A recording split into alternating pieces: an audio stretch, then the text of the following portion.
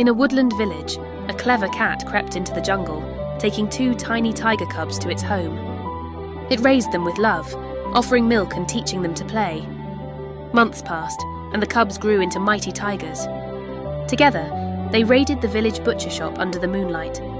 The angry villagers marched to the cat's home, but the grown tigers rushed out, roaring protectively. As the sun rose, the cat sat proudly between its 2 protectors, a symbol of an unlikely family.